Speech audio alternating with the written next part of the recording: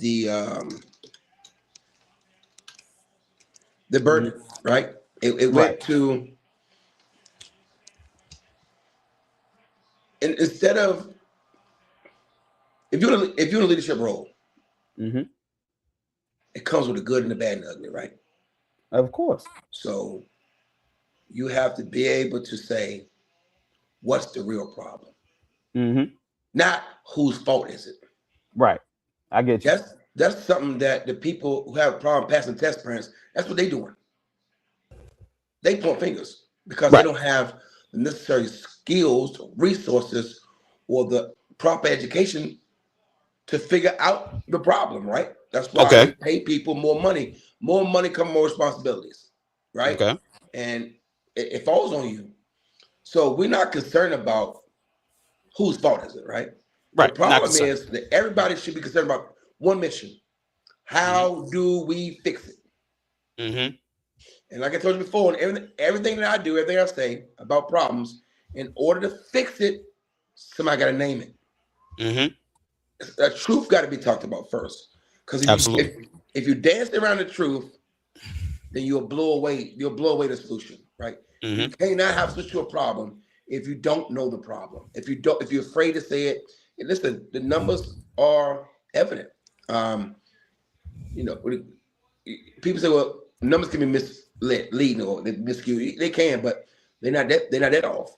They're You not that can't be off. off. You can't be that off, right? Can't be They're that not that off, off. right? Right. Right. When Right. you first of all, somebody will be fired tomorrow if they were that far off or these numbers weren't accurate reporting. Well, here's my thing. Somebody should be fired regardless because of the numbers and the metrics. Because in any other occupation, and this should be included in education as well. In any other occupation, you have what you call metrics. You have certain goals that you have to meet, and if you don't meet those goals, you're going to get your verbal warning.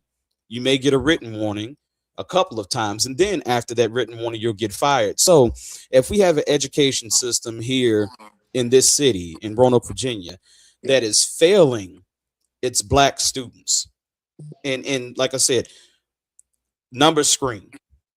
We can't deny the numbers. This is what they are. Now, I'm not saying that the people that are in the school systems, as far as educators, teachers, and things like that, I'm not saying that they aren't doing the best that they can possibly do to provide a great education for our kids. I'm not saying that, because there are great teachers out here, there are great principals out here, there are great counselors, there are great people out here trying to educate our kids. So we do understand that. But when you do look at those numbers and you see the test scores and you look at the black race and how it competes against every other race, and we are failing and behind Latino kids who are the offspring of non-speaking migrants. How are black kids being outperformed? American, United States born citizen black kids, how are they being outperformed by Latino kids whose parents are first generation non-English speaking parents? How is that happening? And we have to ask ourselves that question. I mean, it's a terrible situation. It's a terrible situation that does need to be addressed. And like I said, we throw money at this shit. That's all we do. We throw money at everything. I think I want to say Baltimore, Maryland has like the highest cost per student, and they have the lowest test scores in America. You know what I'm saying? So obviously, money isn't the problem. Obviously, can't be.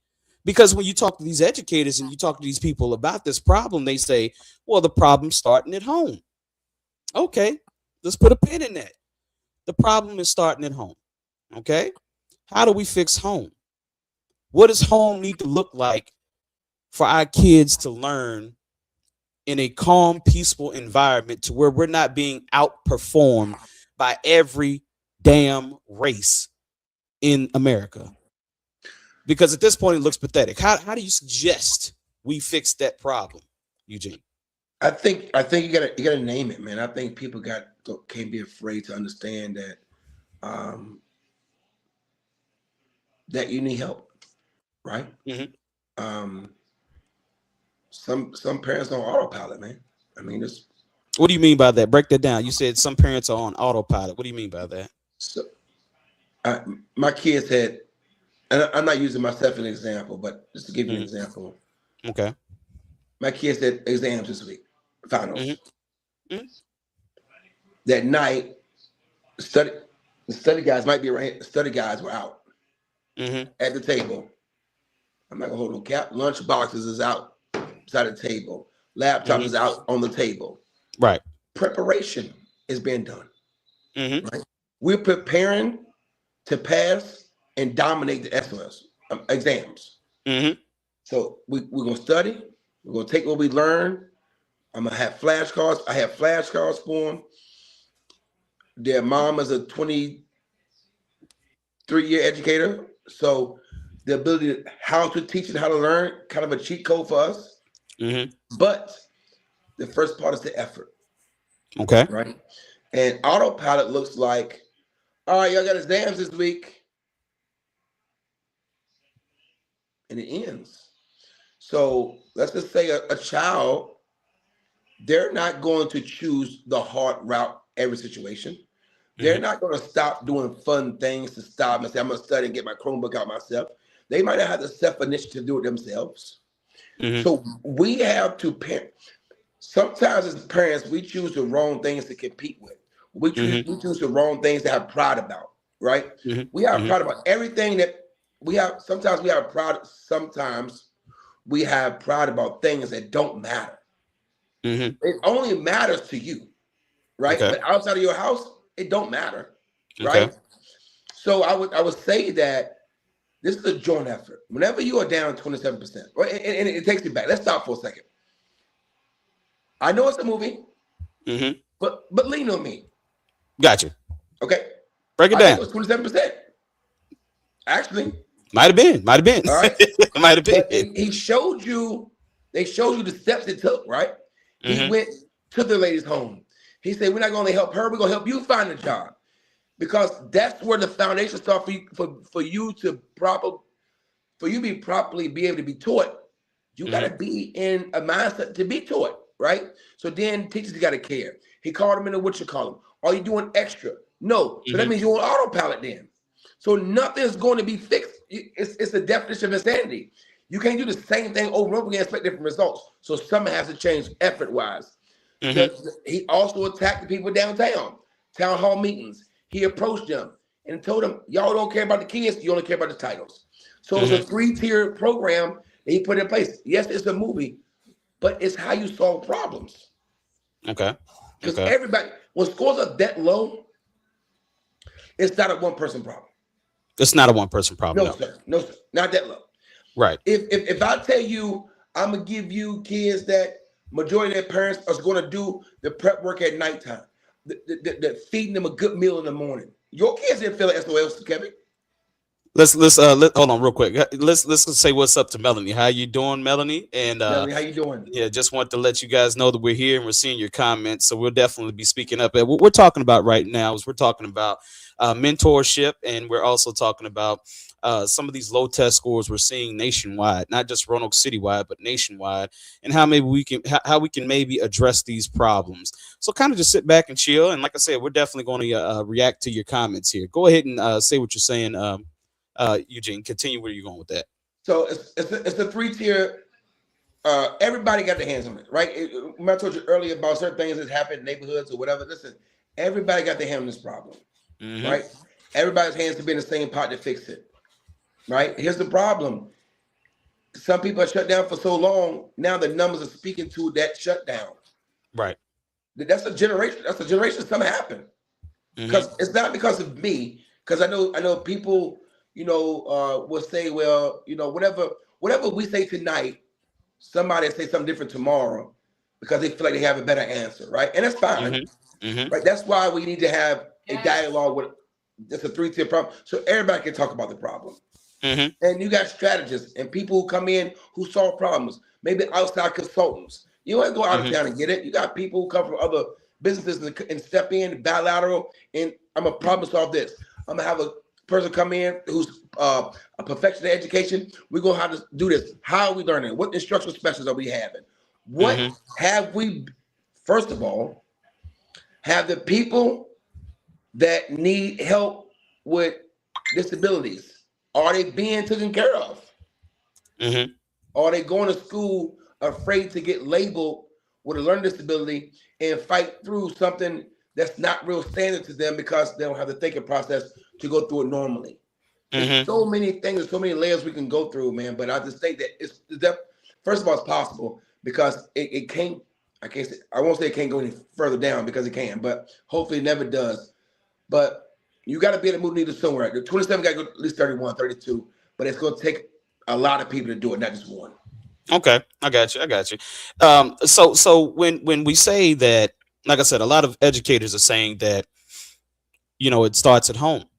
It starts at home, and we keep hearing that, and it's nothing wrong with them saying that, right? It's nothing wrong with a educator saying, well, we're having problems with these students because at the end of the day, it's starting at home. We can't get these kids to focus. They're getting into all kinds of crazy stuff in these classrooms, and we just can't, get a lid on it or whatever. But like I said, we're throwing money at this problem. Are we throwing money at the wrong problem is the question. We're throwing money at the school system, but I mean, are we supposed to be throwing money at the school system, or are we supposed to be throwing money inside these homes? Which one should we be doing? I know that the school system needs a percentage, definitely, but should we take a little bit of percentage out of that and help out home? Because that's what everyone's saying. Everyone's saying that that's where it's starting. That's where the problem is starting, right? Anthony Smith, he just spoke, and he said the Black community in Roanoke is the victim of the biggest, most vicious socioeconomic war in the country. Let me repeat that. Anthony Smith said the Black community in Roanoke is the victim of the biggest, most vicious socioeconomic war in the country's history. Facts. No doubt. Facts. Definitely cannot disagree with that. So what do you think? What do you think on this subject matter? Should more money be pushed towards educating parents about the importance of, like you said, preparation for SOL or preparation for a test or exam? Should that be something that we should be pushing for? What do you think about that? But first of all, shout out to Anthony. Is right? That's a right. Mm-hmm. See, here's the way I think, right? Or the way I think that we can move in the right direction. Mm-hmm. Anthony's right. That the teachers are right. You're right. The parents are right. You say that they say it started at home. They right. We were victim of social. He's right. Right. And you say more money should be thrown in different places. You're right. Mm-hmm. So I think that again, we can't finger point us as one problem because we're going to have to deal with some variables, right? We're going to have to deal with some negative variables. We're going to have to deal with it, and we've always overcame with unforeseen circumstances. Mm-hmm. We just have, and It ain't the easiest, man. It's not, but we have to do what we can control on our end to force the people that can help us. Mm-hmm. Mm-hmm. You see what I'm saying? Absolutely. Yeah. So what I'm showing here, right here, and if there are any educators or any principals that are currently watching this, I'm not here to pick on you. We're just here to inform the people of what we're seeing. And this is one of the reports. This is the English Reading Performance Report 2022 through 2025. If you look at the Black proficiency here, right? And you look at pass fail, right? This is the Black one right here. Let me see if I can highlight this. Well, it's highlighting everything. But anyway, this is the Black one right here. Okay, so you got proficient, 38 passed, 38 failed, 62. Okay, so in this case right here, the Latinos or the Hispanic community have 37 passed and 63 failed. The white is at 50-50. So even though that's still low, it's still higher than the Black and Hispanic. So the achievement gap is not closing, although we're throwing money at this problem. You understand what I'm saying? And I can show you some reports that are even worse than that are way worse than that. You know what I'm saying? And it's concerning to see. It's really concerning to see. We're talking about, college professors coming forward and coming out saying, hey, we got to go back to remedial math or, basic math, because these kids are coming in college without knowing basic math. You have college professors in Harvard, Princeton, that say that they have students that have never read a full-length novel. This is the reality in America now. So that's a huge problem, bro. That's definitely a huge problem, man. Absolutely, it is. The way things happen with AI, social medias, apps, diversions for children, diversions for parents. It doesn't help in the process. It doesn't. I can remember in math, right? I can remember having Coach Pay for math. Shout out to Bro Pay, first of all. But he was always, if you had Burrow Pay's, if you had Burrow Pay's class, he always told us that formulas don't change, numbers do, right? So if you get the formula down, the numbers can change all day. It won't matter as long as you understand the concept, right? And math is a show your work skill, right? Because in order to show your work, you're really building a formula, right? Because it's gonna look the same. If I got 5 problems with the same concept, if I look on the right hand side, I have to use the same formula to get the same answer. The numbers might be different, but the formula will. You got to understand the concepts. So are they being taught concepts? Are they being taught how to learn? Are they being taught that bridge the gap between their home life and school life? Like I'm not just talking about one color. I'm talking about the youth period, right? Okay. Like I said, I'm in the private sector. My kids my son go to the private sector, and I can tell you, man, that problem is there too. Now it's hidden more because they got more money to hide it, right? Right. Of course. Okay, and they got smaller, so you won't see a big dip in numbers because they don't have the big numbers to have that big gouge, right? So they might say you might see 90%, but in public school that might be 60, right? Okay. Yeah. So I think that there is a lot of things we can do from conception to execution, right? We can't catch it in the middle because it's not there because somebody got to pull blame from it. Listen, the numbers are bad. The numbers are bad. Absolutely. So now at this point, it's not a point that nobody picking on us, right, or picking on a certain community. It's real. So now you can name it, right? We got a real problem. So now, how do you fix real problems? Okay. Right. You get a proper team in place, right? You get a proper people in place. You got to pay for it, right? You got to pay for it because these are people who strategists and Anthony Smith, you've been in business for a long time, man. If Anthony's going through business right now and something happened and he can't figure it out, right? It's not he's that smart, right? Man, I'm losing. Damn, man. Hey, let me call this guy in, man. He specializes in that because we spend money to get the best people to solve the biggest problems to make the most money. Absolutely. But when it comes to education, sometimes we falter because it involves the feelings because we involve parents. So it involves people who may be in position that don't really care about the kids that come to their school. Right. So it's so many ways that it can be derailed. But I think that coming together, having the same agenda in the same room, building a task force. We got a task force for everything else. Okay. We got a task force for everything else, right? So if you got a task force for everything else, use it and utilize that process. All right. Anthony Smith said you must stabilize before you can mobilize. Then we have to agree to stop doing what's hurting us. Immigrants didn't come to learn. They came to work. We need to work. The men need to take their ass to work for ourselves. Okay. I agree with that. Definitely. I mean, I definitely agree with that. No doubt. I'm going to show another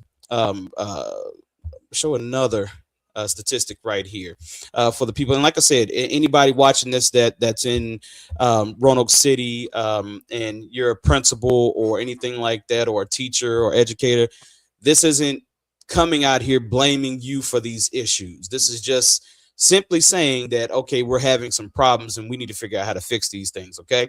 So this particular school right here, which is Breckenridge Middle School. Okay. You said behaviors that impede academic progress, 5. Behaviors related to school operations, 155. Relationship behaviors without physical harm, 160. Behaviors of safety concern, 160. Okay. We go down here to this right here. Now I need you to look at these numbers, Eugene. In school suspension. Now, 2024 to 2025, 340 out of school suspensions, 327. Dude, this is a middle school. And just to let you know, bus suspensions, 35. Referral to law enforcement, 6. And dude, this is a middle school that's doing this. Okay. Yeah. And there is a middle school, which I will not name, that is performing worse than that. It's performing worse than that. It has more incidences than that. So you came on here, you said you wanted to talk about mentorship. Yeah. How important is mentorship? Okay. And how important is it? And how important is it for the city schools to get that right? Because obviously they don't have it right. Obviously something's missing. Obviously something's missing. Just like a lot of things, right? You got What's up, Danny? We got a smaller city, right? You have sometimes small city mentality, right? And it's okay. And it's okay, right? It's a real thing, but I'm not gonna elaborate on that right now. Okay. It's not enough. I'm not saying what's happening is not working, not because of qualifications, who's doing it right now, right? It's not enough. It don't have to stop with one, right? You need to have tons of mentors at the school, right? And will it solve all the problems? No. Now, I could be wrong. You might could tell me right now that Breckenridge got 20 mentors in the school right now. People say, well, how do we pay them? We didn't ask somebody to pay anybody right now, right? Some people will volunteer because they might be concerned parents like you are. But they might be great at mentoring people, right? Is it okay to put that out to people? Say, hey, man, listen, our school is suffering. We're going to do everything we can to put the school in the best position possible to ultimately put your kid in the best position possible. Here's what we need. Now, if the parents care and the school care, that meeting should be packed. Absolutely. So I adopted a classroom every year when the children's mom was a teacher, 17 years. And I always gauge this, right? And I'm not gonna put a color on it because it's all colors, right? It's all colors. It's school spirit. When we had pumpkin carving night, we ran out of pumpkins, we ran out of utensils, we ran out of space. When they had reading night, it was all the space available. When they had town hall meeting in the school to see what we could do to be more proficient in school, it was lacking. When we had a PTA meeting, it was lacking. So I became the PTA president at the school, right? The first male to do it. Okay. Right? I'm not, because I wanted to make sure that we can get ramped up income to that school to put the money in place where we need so these kids can have a better chance of winning, right? Okay. These things don't cost money. Some of it do, Kevin. I'm not gonna sit there and tell you it don't, but some of that don't cost money. What Anthony's saying about the social, listen, we are deprived of money for resources for sure. This part right here, I'm not talking about the money part. Now, can you pay a mentor company to come in, pay them? Absolutely. You probably get more from them. Yes. But right now, to stabilize it, like you said, to move the needle forward, we need to get started. We need to you need to have a solid plan to get started and have everybody be on the same mission. What's the problem? What's the problem? How do we fix it? How do we move forward? Who do we need? What do we need to do? How long is it going to take? A real strategized problem so we can scale it. So we can go by KPI reports. We go off a matrix, right? Okay, here. Okay, we're going in the right direction. So yes, our scores are 27. But look, man, we're going in the right direction now. So mentorship in the school, I think it's going to be super important. Okay. Jason Cole said, too many of us, our generation, haven't matured enough to show and lead these kids by example. We got 45-year-olds that want to be rappers, 50-year-old women that know sexy red songs by heart. We 45 beefing online. We're asking these kids to be something too many of us haven't shown them to be. Mentorship. Facts. Definitely facts. And so mentorships, you were speaking about some things that you saw when it came to travel sports football, and you said, you know, it's important to have positive representation as coaches in youth football. Can you speak on that a little bit more? Yeah, man, and rightfully so. Jason, first of all, shout out to Jason Cole, right? Shout out, Jake. I'm gonna speak from right now, right? So a lot of people don't know I'm a high school football coach now, right? We went to the third round of the playoffs this year, right? 19 guys on one football team. 19. We look across the field, 70, 80 people over there every game. Let me tell you this, and I'm gonna circle back around and tell you why it's important, okay? And this, when I get off of here, I want everybody who listens now, I want you to go Google what I'm going to tell you. Because sometimes people just talk. I want you to Google this. We play a team, which is at the time the number 2 team in the state of South Carolina. Right? I was almost refraining about saying the school name, but I'm going to go ahead and do it. The school is called BHP. Okay? Belton Honey Path. They probably got 8 D1 players, and they probably got the best player in the state of South Carolina. He's a 5'8" receiver, all D1 offers. He's a stud. And it's a 10-1 track guy, like Chrissy's sons. At the end of the game, they beat us by 40 points, 46 points. Right? They beat us. Bad. Okay. We walking towards midfield, and the coach tell my head coach, we're not going to shake your hands after the game. So instead of shaking your hands, he went and got the sheriffs. So now the sheriffs is separating the 2 teams from shaking hands. Okay. Terrible. Look, we're a Christian school, first of all. Yeah, terrible. Not saying it's the best, like it's no problems there, but we're a true Christian school, right? My head coach is a true Christian. He don't do no curse. His only rule about playing coaching for him, the main rule, you don't curse around his kids. Okay, I got you. Around the school or nothing. That's the standard. That's his baseline. He's standing on that. So I looked at the head coach, and he looked at me. He said, "Hey, Coach Eugene, don't do it." I said, "I have no choice. I have to. I have to do this because this is my wheelhouse, not yours. It's mine. You coach. Now I'm telling him it's my head coach. I said, I got to do it. I said, sir, you won't let your boys shake our hands? Why? Do you understand this staff has 13 coaches? 4 of these guys are in the Hall of Fame in their respective colleges. 6 of these guys are massive business owners. They're all Christian. They all successful. Yeah. You got a guy who got the best 7-on-7 team in the state. You know who he is because that guy plays for him. You got all these people. And I told him this. And yes, the coach is a different color than the players. I'm going to say that, okay? I told him, you won the game, but you're not helping them win the real game.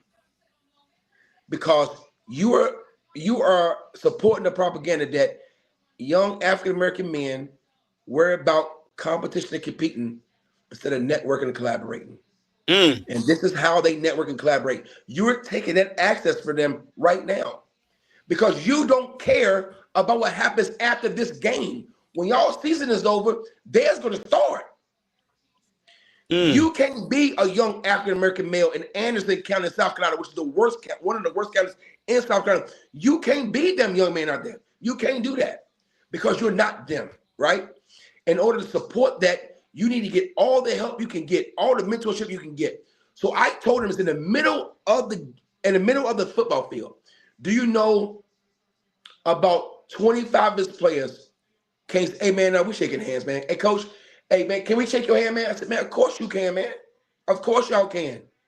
Because it's bigger than this.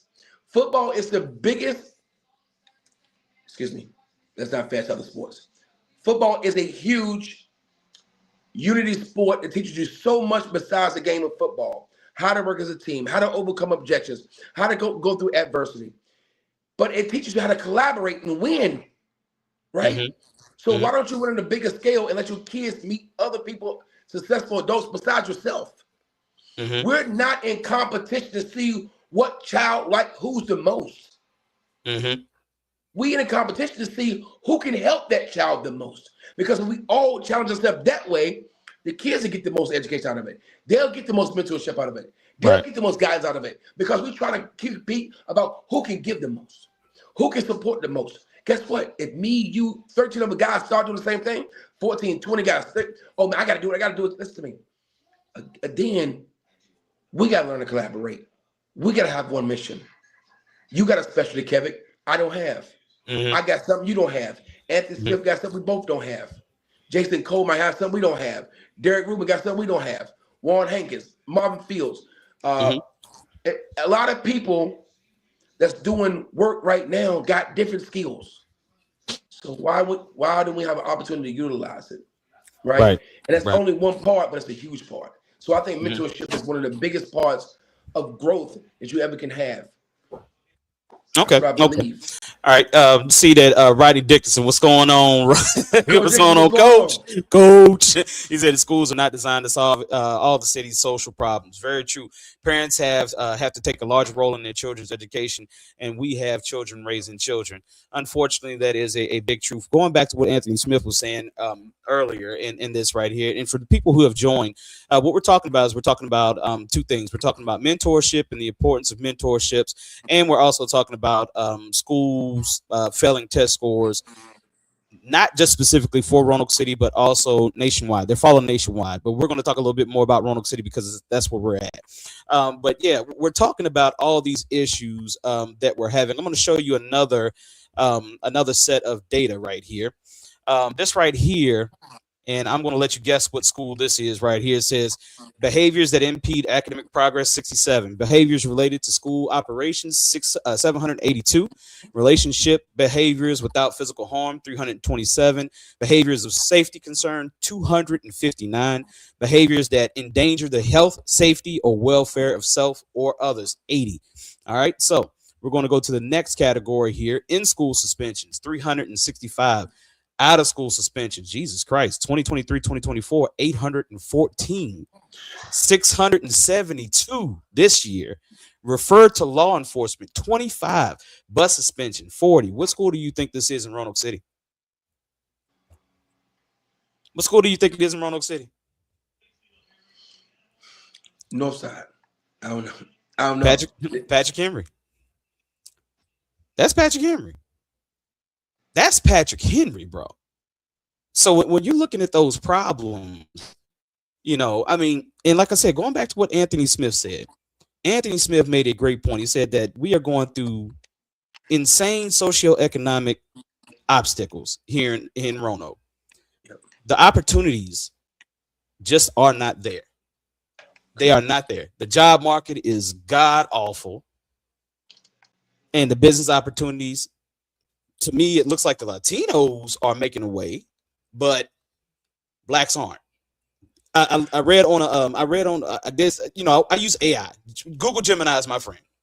I asked AI, I said, how many Latino restaurants do we have in Roanoke? Mexican restaurants do we have in Roanoke? 30. Okay. How many vape shops do we have in Roanoke? 25 to 30. How many soul food restaurants do we have in Roanoke? 4. Now, mind you, we have a black population in Roanoke, 28,000. They so-called have a Latino population of less than 10,000. Yet they have 30 restaurants. You see what I'm saying? So, and like I said, this I gotta get with what Anthony Smith said about the socioeconomic issues in Roanoke, Virginia. We were talking about this whole casino thing, and people saying, "Well, we need this casino. We need it." And we do, because you're talking about 1,200 jobs. We're talking about 1,200 jobs paying over $50K a year, and we're talking about opportunities that come with that. Because not only are they going to bring those jobs, they're going to give us 66% of $100 million of the first $100 million. So you get that. That's going to pay for the Roanoke Civic Center, and then also the opportunities to come with how much the casino would put back into the city. You know, Correct. so we're all, whoever wants to see Roanoke grow, we're all for that. We're all for that. However, you have so many people in Roanoke that are against it and don't realize that we're in a hell of a situation right now. A hell of a, especially black people in Roanoke are in a hell of a situation right now because, like I said, the opportunities just are not there. They're not there, and that's a problem. You know, but yeah, I'm gonna read off some of these things that people say right here. So, what's going on, Mike McGeorge? He said, "What's good, fellas?" Jason Wright, he said, "Kevin Fleming is known as the bad school, and PH is the golden school." Well, words talk, numbers scream, baby. so there you go. I mean, the numbers don't lie. So it is what it is. And this is not picking on Patrick Henry High School. That's the first school that came up when I brought it up. But Patrick Henry High School obviously has some behavior issues there as well. You got Danny Smith. She said, knowing Sexy Red, Megan, or Cardi B by heart has nothing to do with you as how you parent. I rap those songs with my 21-year-old daughter all the time, and yet both of my kids are successful. Both my kids respect and honor their parents. One of the keys to having successful children is ensure that they are well-rounded.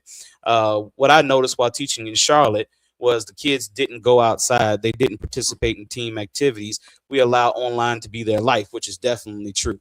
How much do you think online or social media is affecting these numbers, Eugene? Well, hey, Kevin, I'm going to get in trouble. Go ahead. I'm about to get in trouble. All right. Who made the comment? That was Ashley. That's Danny, the one that you did the last podcast with. Listen to me. Brilliant woman. Definitely. But I will tell you this. I use the same words, but I'll just use it different. Mm-hmm. Could that be affecting somebody's parenting? Yes. Is it affecting her parenting? No. The second part was about going outside and activities. Could that affect parenting?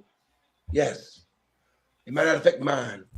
Take everything that you think could be a problem, put it into a bucket, and let's solve the problems. There is, if Jason thought it was a problem, listen, is it a big problem? Who knows? But let's address what we need to address to fix it. If we keep talking about what problem is there is problems that supersedes other problems, obviously. But these kids are being taught by the same people we talk about at home. So if I'm a parent and I say I got a BMI degree, right? And BMI degree means I barely made it, right? Right. That's why I joke with my kids. I told them that's why I got in high school. I barely made it, right? But if I never learn how to solve problems, if I never learn how to coping skills, if I never learn how to problem solve, if I never learn how to do these basic skills that I believe Marvin Fields and him teach in Field of Dreams, right? They're basic skills, right? If you don't teach it, how did they learn? How did the parent ever learn? It's a vicious cycle. You're expecting them parents to do miraculous things, and they're not equipped to do it. Now, does it make it right? Hell no. Those parents have to be resourceful. How can I go out and find somebody to help me with these basic skills so I can learn and learn how to teach it to my kids? That's what we need to learn how to do. But somehow, some way, we always get caught up when it stops. We love chopping trees. No, that's not it. I know the answer. No, that's not it. No. Listen to me. Everybody see a problem. We talked about this the other day, right? It's so easy to see a problem. Everybody can do it. We're not there. You have a problem on that screen. That screams to me a lot of problems. Well, how do you fix a lot of problems? With a lot of people, with a lot of help, a lot of resources, a lot of love, a lot of energy, a lot of troops. It has to happen. You have to have stern people. You have to have people who can cover all the edges, man. People need to be loved on. People need to be taught stern. People need to have mentors. People need to have big brothers and big sisters. These programs all need to coexist with each other to solve a bigger problem that we have in Roanoke. And it's definitely possible, but some of us got to change our mindsets. Mm-hmm. We got to learn that it's a bigger purpose than our egos. Absolutely. It is a solving thing. So I believe that we can do it. That's the route I would go. We definitely can do it, but we got like sheriff. What does sheriff have slogan? We say we do it better together. Yeah, definitely do it better together. All You right, know, cool. That's what it definitely. is. Oh, I got you. So Anthony Smith, if you're still on this, if you're still on this feed watching this right here, I want to ask you this question, and possibly if you're on here, please do answer the question. How do you suggest we fix these socioeconomic issues that we have in Roanoke City School, in Roanoke City, not Roanoke City schools, but how do you suggest we do that? Eugene, because you're a successful businessman yourself, what are some of the suggestions that you would give the leaders of Roanoke City to fix these socioeconomic issues amongst Black people in this city? Anthony said it, man. I mean, the first thing we got to do is get off our ass and go to work. Mm-hmm. Okay. We have to understand what the process look like. Our kids watch us, man. They watch everything we do, right? Mm-hmm. And the effort of some kids are very low because the effort from their parents are low. Mm-hmm. And that's just the truth. Like, listen, you can cut it how you want to cut it, man. I'm around kids all day long. Mm-hmm. I am. When I see parents who's trying to think about things, how to do something, put stuff in place. Let me get you help here. Let me get you help here. Let me get you this testing to make sure it's not here. Let me dial in the problem. Let me dial. Okay, this is what the problem is. Okay, that's affecting everything else. Perfect. How do we fix that? Right? Mm-hmm. We go to debt specialists, and now it's fixed, and now the kid can progress and go forward. We have other problems, sure. Down the line, of course he will. Right? It's the only thing guaranteed is you have more problems. But the effort was there to fix it. Mm-hmm. So you got to have the effort first, man. It starts with effort, man. And then you got to have a vision and execution and then collaboration. These things have to all play a role in the success of a problem. Mm-hmm. But if you find people who the first thing they say is, no, that's not right. Somebody go listen to this right now and say, no, that's not it. Here's what the answer is. Take your answer, put it with my answer, put it with your answer, put it in here, and let's put it together and see what comes out of it. But people are so afraid to collaborate because you don't need to be the star of the show. You don't need to be the star of the show. Nobody can be the star. Just bring your role and be a star in your role and fix the problem. Okay. You know what I'm saying? Okay. And also, I'll tell you, man, like, let me tell you something. And I know, again, some of our churches can help out. Definitely. Right? Churches with programs, outreach. We can go to ministers. We can go into neighborhoods. We can go do outreach ministry. We know it's a problem. If we're going to go save our youth, let's go get them. They're not going to come to us. That's a known thing. They're not going to come to us. You can have resources, man. Listen, I see Derek Rubin right here every weekend. Mm-hmm. Shout out to Derek Rubin. No doubt. They not coming to him. He going to them. He got to go find them. Yeah. He got to go find the people who really need help. Does that make sense? Yeah. But it doesn't make sense for him to have to do that. No. If you think about it, it's asinine. Why would I have to go find the person who needs the problem to help fix it? Because that's the problem. Mm-hmm. Mm-hmm. They don't know how to get initiated. They don't know. They don't automatically think what we think in the morning time. I'm not saying we as in I'm better than somebody else, but I think self-ignition when I first start in the morning, right? Some people don't have that. Mm-hmm. And it's okay. You don't have to have it. Everybody don't have it. That's just the truth of the matter. But we could have so many outreach teams, link arms, man. Like, it's so many things we can do, but we got to do it in masses. Let me ask you this, and I'm hearing everything that you're saying. I know everybody else is hearing everything that you're saying as well. So we're talking about building at this point. We're talking about joining forces in building. Stop being so cliquish and build together. So I understand exactly what you're saying. Is it possible to fix the problems that we are having in this city without fixing the poverty issue? Okay. That's what I'm asking. And the reason why I'm asking that is because a lot of people don't know a lot of statistics about Roanoke. I love to study this stuff. So the poverty rate in Roanoke is 19%, over 19%. The national poverty rate is 10%. So the poverty rate in Roanoke is almost double that of the national rate, which is insane, right? It's 1/5. Bro, it's 1/5 of the population. You know what I'm saying? And so I'm going to share another statistic here with the people. This right here shows a graph, and this is the same report that we all got as parents in that email that they sent out. It says 2023, No, 2024. stop for a second, Kevin. Go ahead.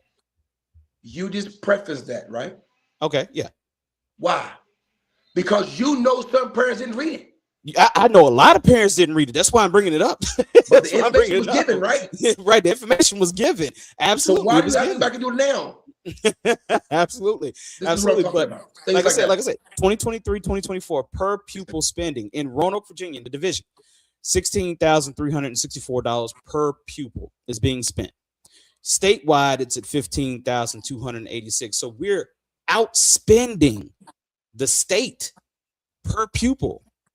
So the money is being pushed to the school system. We know that we're pushing money to the school system. However, we're not getting the results that we want to get. So my question once again to you is, are we able to fix this issue with the terrible scores that we're seeing without fixing the poverty issue or the socioeconomic issue that Anthony Smith mentioned earlier in this podcast? No. No. And unfortunately, just like everything else we've done in our community, we got to be extraordinary for somebody to step and say, you know what, man? The only thing left is us. Mm-hmm. We got to fix ourselves first. And then we got to then say, hey, guys, we fixed this. Look at the growth we have done here. Look at here. Look at how the infrastructure here. Now I need your help. Mm-hmm. Now I can put it on the table, because when you got a person up top, they can always give you 5 or 6 things, and it's hard to close somebody on 6 things. Mm-hmm. But if you limit to 5, say, hey, now you say when numbers talking, they scream. Now it's gonna look this big. Hey, where's the problem? It's right there, right? Now you got to fix that, because this we already fixed it. We got a task force ourselves to fix this, and this. Now it's the money thing and resources wise. How do we move forward? We can't move forward without this, right? And we can't move forward when people are thinking before they come to school, man, about, like you said, man, about eating. And like that's basic. That's basic things that people don't normally think about, because you think it's going to automatically be there. So no, I don't think it's possible to fix it without that being addressed. No.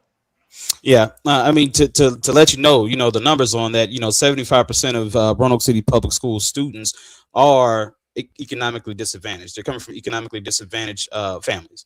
Yeah. So it's a huge problem. The poverty issue is a huge problem, and I have to ask myself, and I have to ask other people. Is this something that the highest leadership in Roanoke is just not getting right, pulling different employees into the city of Roanoke? Because let's just be honest, we lost the office of Norfolk Southern, we lost the offices of Advance Auto, we lost GE, we lost a whole bunch of manufacturing plants around here, we lost a whole bunch of stuff. You know what I'm saying? If you go out through Southeast, you'll see some of those manufacturing plants that have not been reopened. They've been barren for 50, 60 years probably. So the thing is that we just do not have in the city of Roanoke right now any economic opportunities for a lot of people in the city of Roanoke, and that's a huge problem. That's definitely where do we start in getting a hold of this socioeconomic issue that we are having in the city? Where do we start to fix that? Create our own jobs, create our own income. It takes you to put your ego to the side and have a through line for execution over top of ego. Who's doing it now? How can I learn from them? What can I learn? What skill do I have? What problem do I recognize? That's how businesses are built. I see a problem. I got a skill to fix it. I'm gonna improve that gap. I'm gonna make money off of it. I'm gonna be profitable. So we could then you create more jobs. If you start one in your business and have 4 employees next year, now start at one, that's 8 people that we can employ right now, right? Mm. And that's the thing about when people think about some Hispanics, not all, but some Hispanics, it's the work you don't want to do. You don't want to lay mulch every day. You don't want to. No. You don't want to have your back bent every day on the curb and doing something with water lines. You don't want to do that, right? You don't want to take that 16 hours job, 17, but you rather make nothing, right? Some people rather make nothing than work hard, right? But working hard builds character, right? Mm. And it's also like paid training. You go work for a year for somebody to pay you $70 an hour. You learn everything you can learn: excavation, land surveying. Learn everything you need to learn. Start a small business behind it. Okay. Right? Okay. But that's what they do. First of all, they collaborate with each other. Some of them live in one house. Definitely. I see it They all live the in one time. house. It's impressive to what? see. Yeah. They go party together at home. They talking at home. They build business at home. They go back in the morning. And guess what? Everybody in the house going to work together. Mm-hmm. And then guess what? It's your time to move out. And you start another, and you have more people come with you. I watch Asian people do it. Go to the restaurants out there by Crossroads Mall. When I used to live in Roanoke, 28 years ago. The white vans, they pick all the employees up to go to the same place when they go home. Yep. They build like that. They don't compete all the time with each other. Because when you compete with me, it's going to be one winner. But when we collaborate, we can create multiple winners. We are not built to understand that right now. Mm-hmm. It's always, I think I know more, I'm more important, I got this skill, you don't. Who cares? If I took your power, Kevin, if I took your power, Anthony Smith's power, Jason Cole's power, put it together and put leadership involved, create a hierarchy. Mm-hmm. You can build $1 million business tomorrow.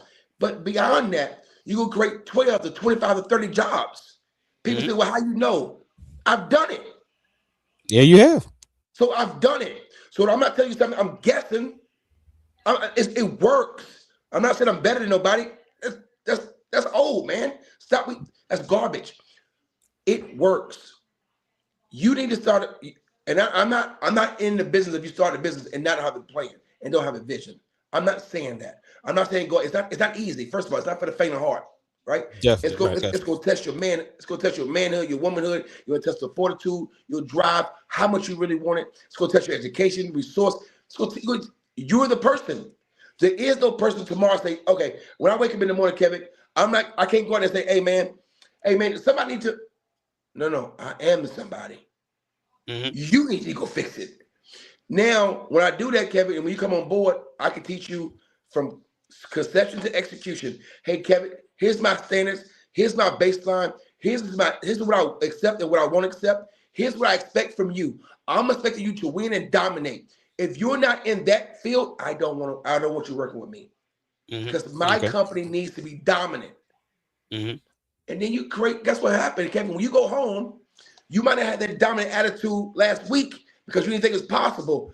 But if you got 4 boys at home, they just got a mind powerful, dominant father coming home every day. You think your life will change? You think their life will change? You think the trajectory will change? Of course it will. It's a big cycle, man. You just watch Anthony do it, right? Anthony been doing it for a long time, right? Mm-hmm. Mm-hmm. He supplied people with jobs. He supplied people with income around the city. He's bids and being on boards and making decisions. Those are decision makers. Mm-hmm. You don't realize he's making decisions for you. Mm-hmm. So wouldn't you want to go to him knowing he bumped elbows with the people that you work for? Right. But you got access to him. I seen him do a program, and I seen Derek program. And I can mention these names, guys, because there's more people, obviously, man, that's doing these things. And Robin Mitchell, it's Xavier. It's more people doing things like this, but let me tell you, man, you gotta want it. Mm-hmm. You gotta simply want to do better, House. That's what it is. Do you want to? Mm-hmm. Because I ask my guys in the morning when we lifting weights, and shout out to Coach Dickinson. Coach Dickinson used to ride our ass all the time. All day. Straight up, man. Huh? 2 days, we busting chops from the beginning to the end, man. And I got a lot of my work ethic from them guys. Mm-hmm. But again, they were more than coaches. Mm-hmm. They were mentors. Him, Coach Mm-hmm. Lovelace, Coach Smith, Coach Miller, Coach Stewart, Coach Hale, Coach Golden, Coach Dupree. Coach Dupree's a big one, right?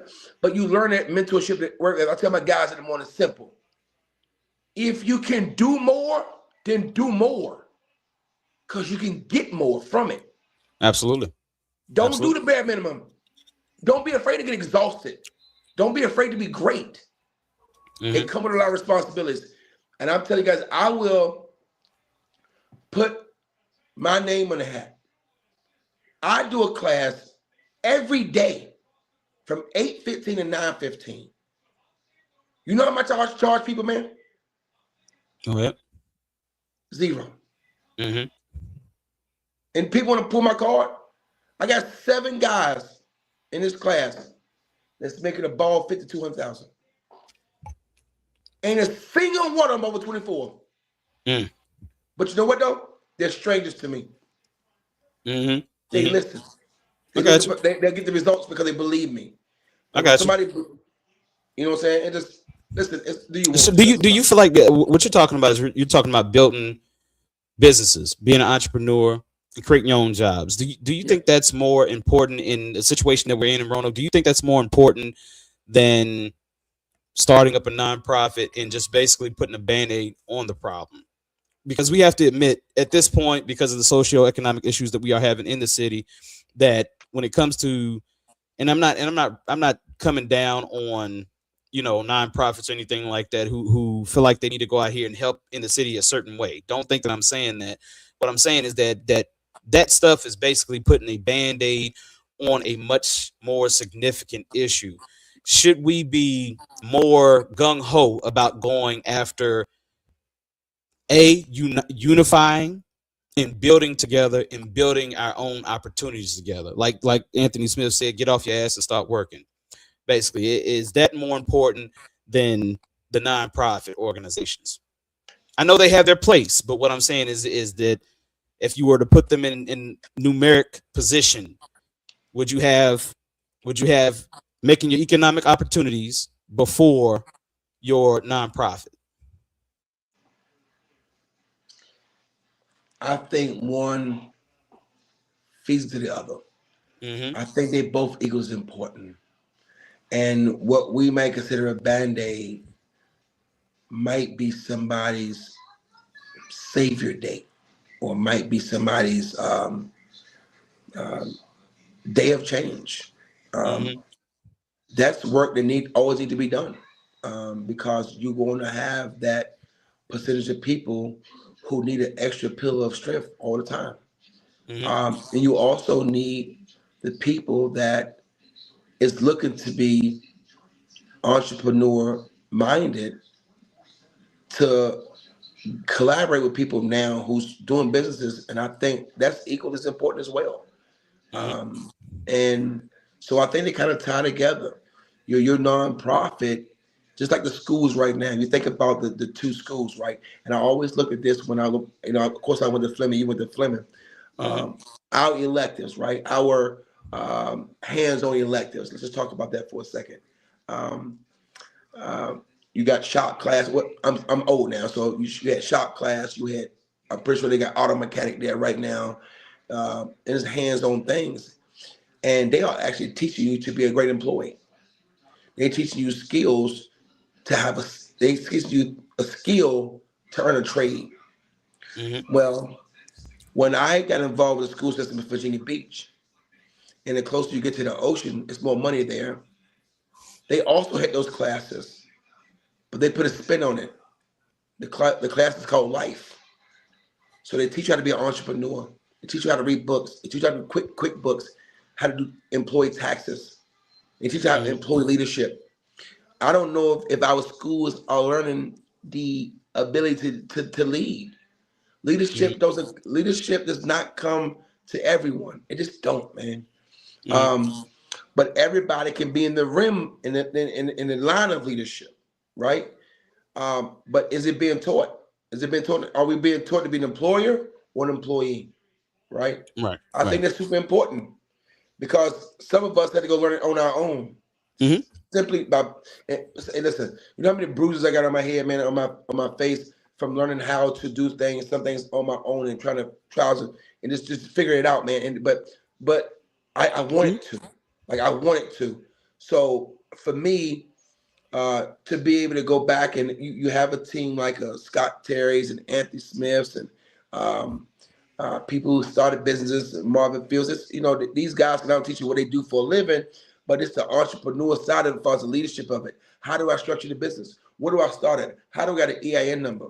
Let's start with the basics. You can, and if you have time, people can get together. We get on a Zoom just like this or a platform just like this, man, and create a space where we can start doing it step by step. Two things got to happen. Somebody got to be willing to teach it, and somebody got to be willing to learn, right? Absolutely. So Absolutely. that can things like that can move the needle. Little programs, and I call those bridge the gap moments, right? You can have those bridge the gap programs in your community that bridge the gap between entrepreneurs, somebody who's not working, somebody who really needs help. But how do I get there? Well, next year, when I start teaching, next year you can start teaching. It's like Okay. a full circle. All right. Cool. So we've already established that the socioeconomic issue that we're having in Roanoke is a big issue that needs to be handled over time. And we get that it's a whole lot of hard work that needs to be done to get those things done. As of right now, even having those socioeconomic issues, what are the most important things that you would say that we should do to make sure that these kids are getting the right mentors and make sure that they're getting the right image of themselves? I know you were speaking of I know you were speaking of some issues with some things that you saw happen down in Florida. You saw that a football coach had gotten shot down there, the travel ball championship game down there, and you had some things to say. Go ahead and break that down on how you put that to me.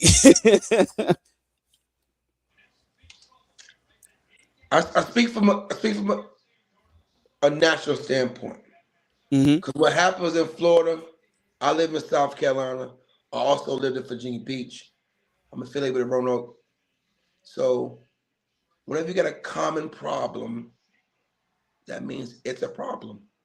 Okay. Right? It's a structural problem. Are you concerned more about winning or development of a young man? It's okay for you to say winning. Some people think winning develop men. It don't. Develop men learn how to win. So our job, if you're around these young men and you got the opportunity and you got the opportunity to be around them, what are you doing with the opportunity to do it? Right? Are you developing them grown men? Do you have a mentor program at your program? Do you have a mentor spot at your program? All right, so about 30 minutes of our practice, they do 30 minutes. Now, it's a Christian school. They do 30 minutes mentoring, 30 minutes devotion every day. Okay. You're talking about a school with the top 2% income earners in South Carolina, though. Why are they doing it, Kevin? Why am I mentoring your child at home and your father? I am not exaggerating. Listen to what I'm going to tell you. All right, go ahead, break it down. How am I mentoring your son? You allow me to do it and you love it, and you go home to a 22,000 square foot house. How is your work ethic better than the kid how is it possible? Because your parents is still giving effort to get you higher than what you are now.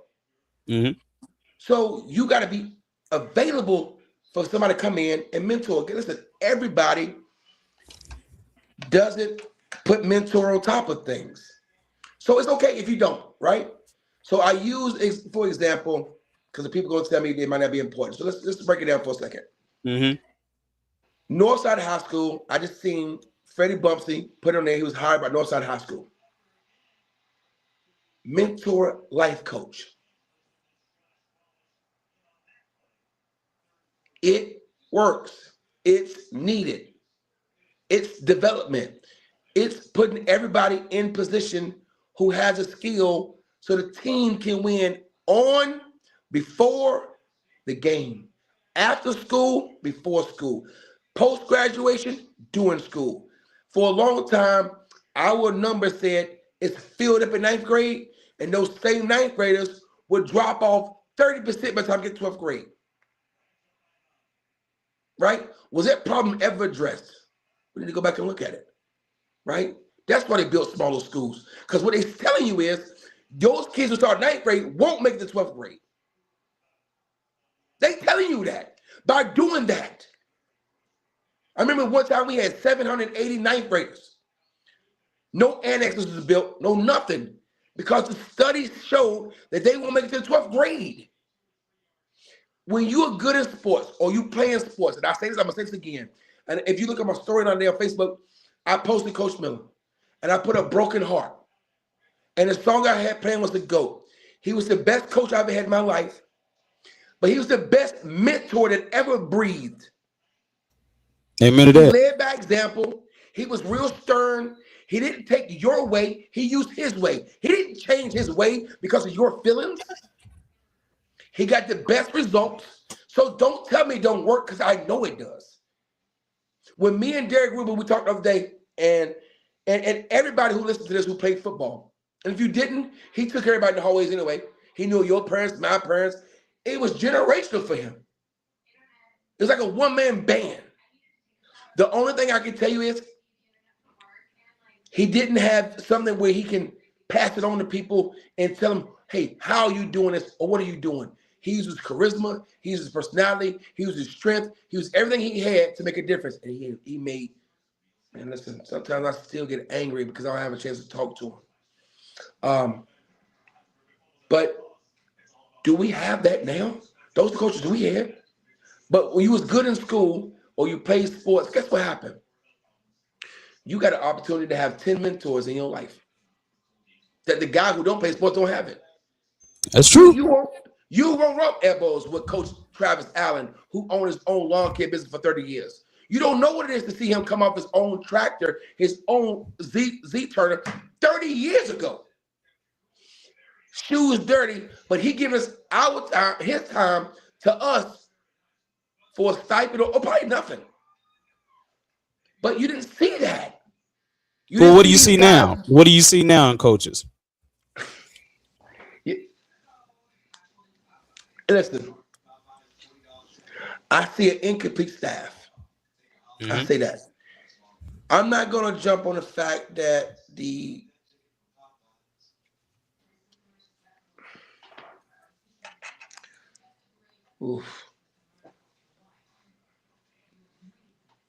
type of coach has changed. Okay. I want you to listen to me. Mm-hmm.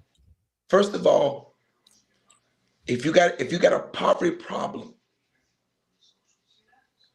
they need to bring back stuff that's cost minimum to no money. Mm-hmm. You need to open it back up to more kids. The city programs need to be on fire right now. If you want to save a child, man, you save a child.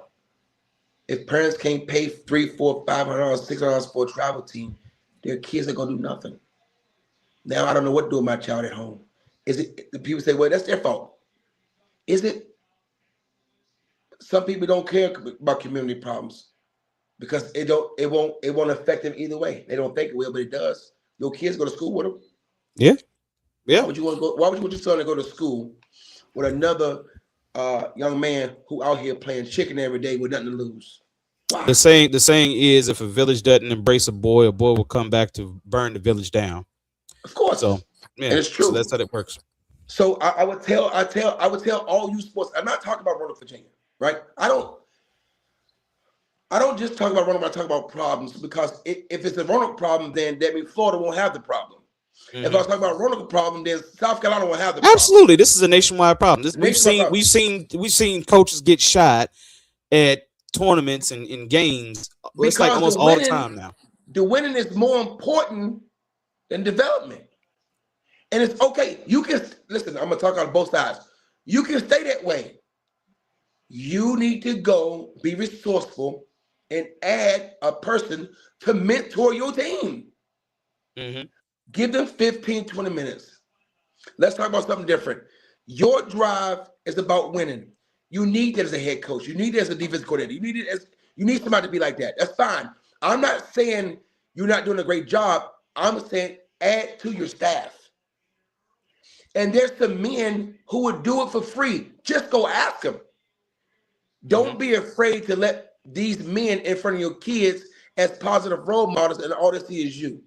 Sometimes it helps you to be a better man because a man is around you mentoring kids, and you can learn from it. It's a learning environment for everybody, and everybody wins when it happens. Mentorship wins, collaboration wins, networking wins. You just being intentional about the problem, man, instead of being intentional about attention. Sometimes people are intentional about attention instead of being intentional about the problem that lies in front of us. Our young boys have some issues right now. So football is a great escape for certain people. It's a great way to navigate through life a little faster for certain people. But what about the other 40 guys on the team? You got 4 D1 players. That's phenomenal. The other 40 guys are going to do what? It's development of the guys. I'm not saying, I think the guys are doing a great job of the teams, taking the kids' exposure, going to different tournaments, meeting people, collaborating with D1 athletes that's going to be D1 in 2-3 years. That's all important. Add the level of mentorship. Be different than everybody else. You don't have to cuss at your kids 1,000 times for them to listen. That doesn't bode well for them when they become a young father, because they can do the same thing. Because my biggest mentor in my life, my football coach, this is how he talked to me, and I got better. Well, you only got better because you had no choice. Your resources should go up when you get older. So you do have a choice with your communication. I like the cuss, Kevin. First of all, I love it, right? I used to love it. So when that guy told me his recommendations, his standards was, you don't cuss at his school and around my kids. I went a whole season without saying a cuss word. So it's possible, right? Definitely. He mentored me. We're the same age. You think me coming out of business for 20 years, I would tell, hey, man, what you talking about, man? We're the same age. I'm 46 years old, man. I'm a boss. Hey, man, no. I listened to what he was saying because it worked. And the kids need the mentor in the right way. They learn how to talk to each other a little better. When I watch these videos, and I know it's propaganda because social media push certain things they shouldn't push. I get it. So do me a favor. I would challenge people, go make the videos to show me who's mentoring your kids. And then that would show me, is it propaganda or is it real? Okay. So that's what I say. And listen, and if you need, we can do it virtually. So again, let's start with Ronald. If Ronald have a slot that mentoring their kids, basketball, football, just whatever, hey man, call me. I do it virtually for you until you find somebody to do it in person. Because I care about your kids, because my niece and nephews go to school in Ronald. That's Absolutely. how much I care. Absolutely. Yeah. All right, man. So we're gonna go ahead and wrap this up. We've been on here for about an hour now. So, man, it's been a heck of a conversation. For the people who came in and chimed in and actually commented, we definitely appreciate you. And definitely keep coming back to the podcast, because we're definitely going to be talking about important topics that I think people can learn from. You know what I'm saying? We're going to be building on here. And like I said, just keep on coming on here and commenting and give us your insight and give us your opinion. Like I said, it's a big, what's that old song that they used to sing? I'm coming up on the rough side of the mountain. On the mountain, right. I'm doing my best to make it in. So we're coming up on the rough side of the mountain, folks. I mean, at the end of the day, it's hard work. It's gonna be a whole lot of hard work, you know. But like I said, we could go ahead and check out. Eugene, you got anything to say before we leave? I do, man. Sometimes when people make changes, you gotta have. I take every chance I get to recognize somebody, because it's hard to change your life, man. It's hard. It's hard when you do stuff for so long. You know it's not maybe productive. Man, shout out to my little brother, Eric Simon. Guys, go see him. Right now, he's a top salesperson at First Team Nissan on Peters Creek Road. He's super successful right now, guys. He's super excited. And if you embrace change, and love people like you say you do, man, go support him. Even if you don't buy a car, go tell him, man, you're proud of him, because it's a ripple effect. The more guys that recognize it need to be changed, and they do more to change and change their lives around, for other people can see the change and listen, man, Support that. I support that. I support you. You're doing great things. I support that. Shout out to everybody this holiday season who has done God's work, man. I can't name everybody because I'm gonna get in trouble, but I'm gonna put a special shout out to Freddie Bumpsy. I'm gonna give shout out to Derek Rubin and the Dream Team, man. Let me tell you something. Going out here and do that work every day, man, for your kids and for the community kids, and you got to do the same thing for yours. And the effort, it takes a lot, man. So shout out to all you guys, Rita Joyce, all you guys programs, Darlene Lewis, Marvin, Xavier. Keep doing the same thing in the community, man. It only makes the community better. It makes it grow. I know I sound passionate sometimes, but my biggest thing is, guys, I just want to see the needle moved while I'm still living. So that's all I had to say, man. Thank you, man. All right. And for all those who chimed in, we do appreciate you guys coming in, and we are checking out. Peace. Peace.